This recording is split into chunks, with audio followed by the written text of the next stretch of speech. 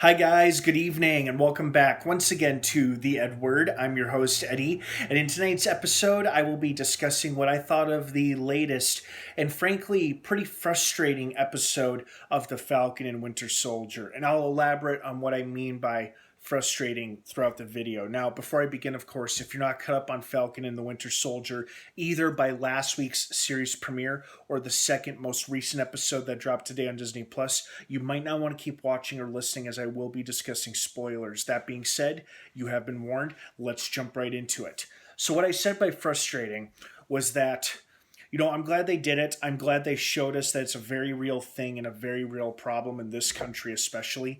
But it's just so frustrating to me to see, Sam of all peoples being racially profiled when he should be universally recognized as the Falcon. I mean, that one cop between the two white cops that were talking to him and Bucky, he whispered to his partner, they're both Avengers. And the one cop realized his mistake, but he still should not have done that. And of course, as typical, in those type of situations, as we've seen in other shows and movies, and unfortunately real life, the cops will always ask the white person right away, is this guy bothering you, referring to the black guy if a black person's involved.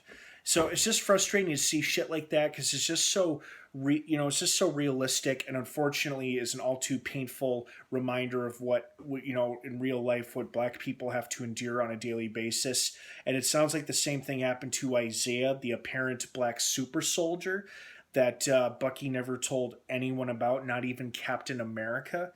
So it was a good episode, a good socially conscious episode, and just a good episode overall. Pretty awesome action fight sequence between the two trucks, although I'm getting the feeling the Flag Smashers aren't as evil as we originally thought them to be. And apparently they're super soldiers, which would explain their endurance and strength, much like how they have the similar strength and abilities as Bucky and Steve did.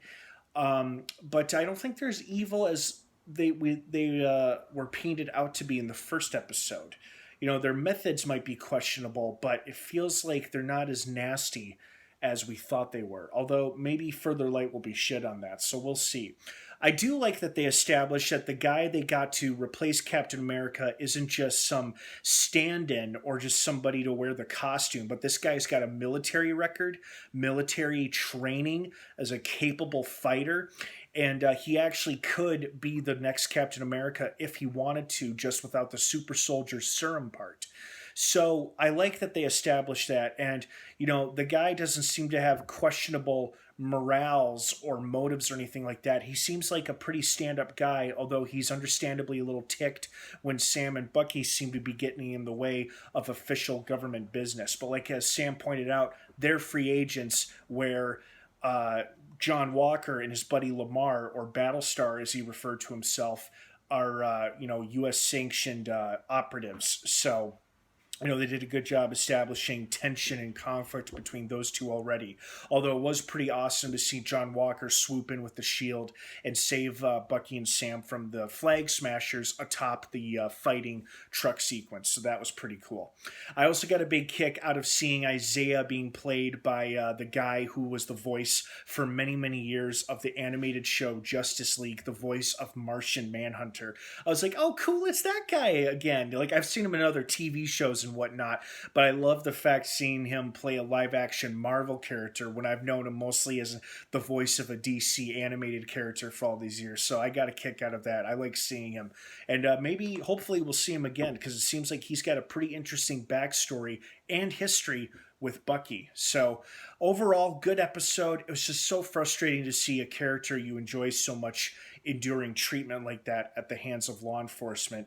And it's frustrating and bad enough when you see it happen in real life to complete strangers, but you just know at the bottom of your heart is just wrong, So it was just frustrating to see that on a show. But thankfully, one of those cops recognized both of them as Avengers. And the guy they ended up arresting wasn't Sam, but Bucky, for, a pretty valid reason. And that couples counseling therapy session was pretty damn funny too. So, as frustrating as that scene was, I did get a big smile and laugh out of the couples counseling therapy scene. So, I really enjoyed that.